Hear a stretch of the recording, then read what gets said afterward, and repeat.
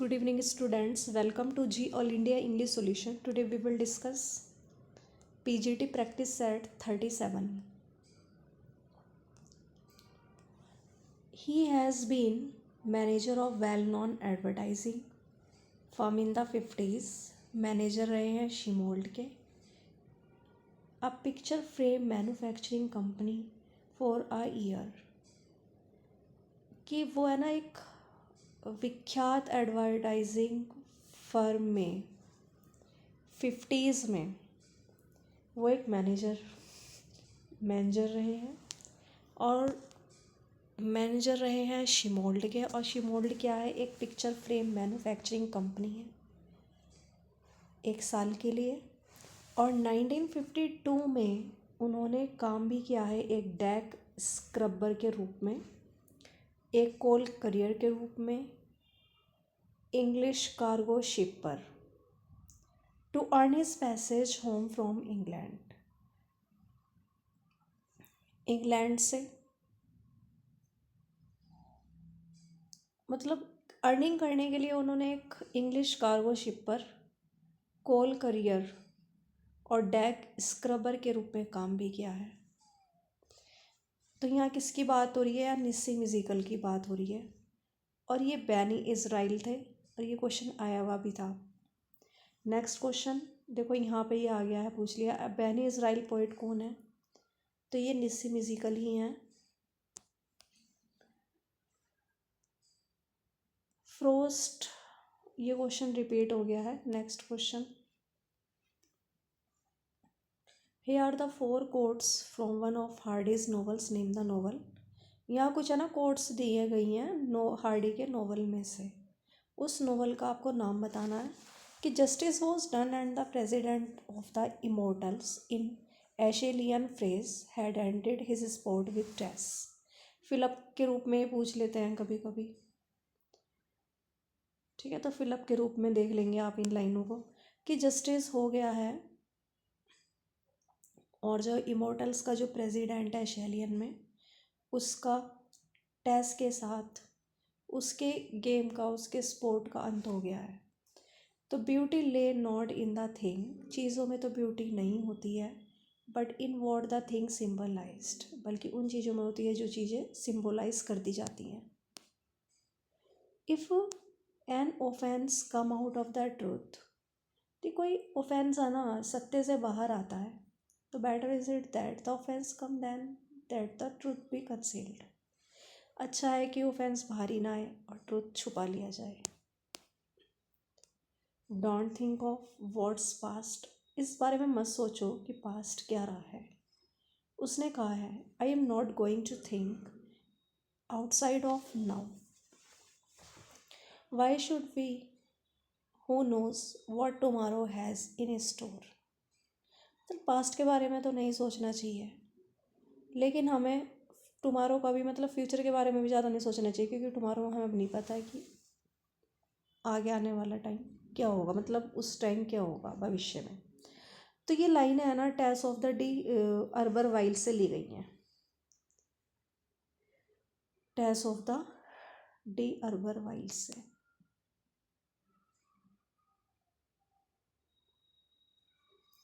Next है Hemingway plan to write a trilogy. Hemingway ना, या अर्नेस्ट हेमिंगवे की बात हो रही है कि उन्होंने एक योजना बनाई थी ट्रायलॉजी लिखने के लिए.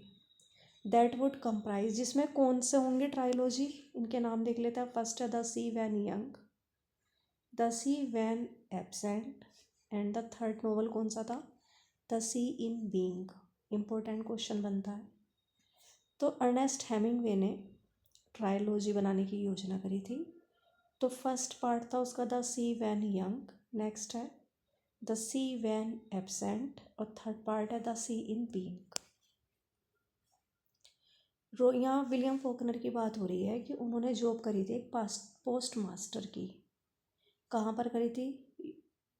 यूनिवर्सिटी पोस्ट ऑफिस के पोस्ट मास्टर की जॉब करी थी. उन्होंने ये जॉब क्यों छोड़ी थी? क्योंकि उन्हें फोर्स किया गया था जॉब को रिज़ाइन करने के लिए.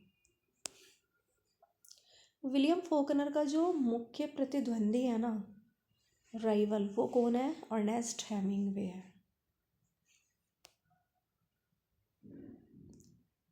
कुछ एग्जर्प्ट हैं, कुछ पार्ट्स हैं ये लेटर से लिए गए। तो ये लेटर किसने लिखे हैं आपको ये बताना है। तो देख लेते हैं पहले। तो I find that I can not exit without poetry. I find मतलब मुझे तो ये मैं फाइंड करता हूँ, ये मुझे पता है कि मतलब मैं पोइट्री के बिना मेरा कोई अस्तित्व नहीं है, मैं नहीं रह सकता पोइट्री के बिना और इटर्नल पोइट्री के बिना।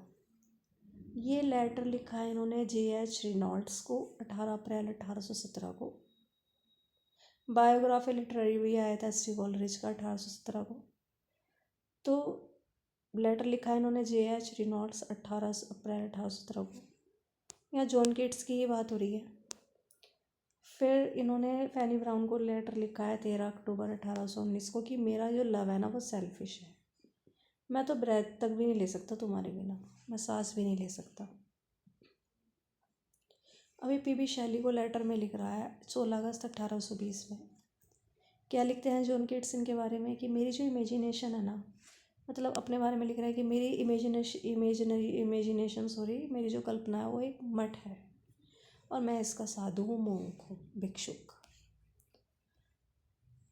टी.एस. इलियट ने है ना क्रिश्चियनिटी में क्या मिलता है, उन्हें क्या फाइंड करते हैं, तो वो स्पिरिचुअल सपोर्ट फाइंड करते हैं। तो टी.एस. इलियट क्रिश्चियनिटी में क्या फाइंड आउट करते हैं, तो वो spiritual support. Micawber keeps on hoping, देखो ये क्वेश्चन भी आया था। मिकाबर कीप्स ऑन होपिंग, ये आशा करता है कि समथिंग विल टर्न अप, कि कुछ तो है जो टर्न करेगा। ही इज़ अ क्लर्क, मिकाबर कौन था, एक क्लर्क था जो कि अपीयर होता है डेविड कोपरफील्ड में, और चार्ल्स डिकन्स ने लिखा था डेविड कोपरफील्ड। मिकाबर क्या कहता है ये कि समथिंग विल टर्न अप, वो क्लर्क था और डेविड कोपरफील्ड में हमें दिखाई देता है ये। नेक्स्ट क्वेश्चन है पॉपुलर नर्सरी राइम जो कि मेंशन की गई है द वेस्टलैंड के एंड में। तो ये नर्सरी राइम कौन सी है जो कि वेस्टलैंड के एंड में मेंशन की गई है, वर्णन किया गया है, तो वो है London bridge is falling down. London bridge is falling down. तो वेस्टलैंड की लास्ट में ही लिखा गया है, नर्सरी राइम है ये। नेक्स्ट क्वेश्चन है कि हेमिंगवे का ये नोवेल है जो कि प्रेजेंट करता है स्पेनिश सिविल वॉर स्टोरी को। यहाँ पे है ना स्पेनिश सिविल, मतलब सिविल वॉर होता है जो गृह युद्ध बोलते हैं ना जिसे, वो होता है सिविल वॉर, गृह युद्ध। तो Spanish civil war story present करता है जहाँ पे हीरो है ना रॉबर्ट जॉर्डन, ये फाइट करता है एक अमेरिकन वॉलेंटियर के रूप में। और वॉलेंटियर कहते हैं स्वयं सेवक संघ को, तो स्वयं सेवी संघ। तो एक अमेरिकी वॉलेंटियर के रूप में लड़ता है, उसे भेजा जाता है ना गोरिल्ला के बैंड को ज्वाइन करने के लिए माउंटेन्स में भेजा जाता है। और ये माउंटेन्स किसके नियर है, सेगोविया के नियर है, to blow up a strategy bridge. Finally he loses his life in a lost course, अंत में है ना वो अपना जीवन भी खो देता है। तो इस नोवेल का नाम क्या है, for whom the bell tolls, 1940। Ernest Hemingway का नोवेल है, स्पेनिश सिविल वॉर स्टोरी दिखाई गई है। कैरेक्टर है रॉबर्ट जॉर्डन, एक अमेरिकन वॉलेंटियर के रूप में फ़ाइट करता है, सेंड किया जाता है ज्वाइन करने के लिए gorilla band in the mountain near Segovia को, और लास्ट में वो अपनी लाइफ को भी खो देता है। तो for whom the bell tolls की यहाँ बात हो रही है 1940। फोकनर है ना, मुख्य रूप से जो आइडेंटिफाइड किया जाता है वो किसके साथ किया जाता है, मिसिसिपी के। इम्पोर्टेंट है ये भी। नेक्स्ट क्वेश्चन है नोबेल प्राइज़, यहाँ पर है ना मतलब यहाँ बताना है कि इनकरेक्ट आपको फाइंड आउट करना है। यहाँ पे देखो टी.एस. इलियट को जो नोबेल प्राइज़ मिला था, ठीक है, 1948 में मिला था, और हेमिंगवे को मिला था 1954 में। फोकनर को 1949 में मिला था, लेकिन उन्होंने रिसीव एक साल बाद करा था 1950 में। लेकिन जो कजुओ इशिगोरो है इन्हें मिला था 2017 में। कजुओ इशिगोरो इन्हें 2017 में मिला था। विलियम फॉकनर ने ना फर्स्ट नॉवल लिखा था, उस नॉवल का नाम है सोल्जर्स पे। और किसके इन्फ्लुएंस में आकर के लिखा था इन्होंने? शेरवुड एंडरसन के इन्फ्लुएंस से, मतलब उनके प्रभाव में आकर के उन्होंने लिखा था फॉकनर ने। इनका फर्स्ट नॉवल है सोल्जर पे, शेरवुड एंडरसन के इन्फ्लुएंस में आकर के लिखा है इन्होंने। Thanks for watching this video. Please like, subscribe and share.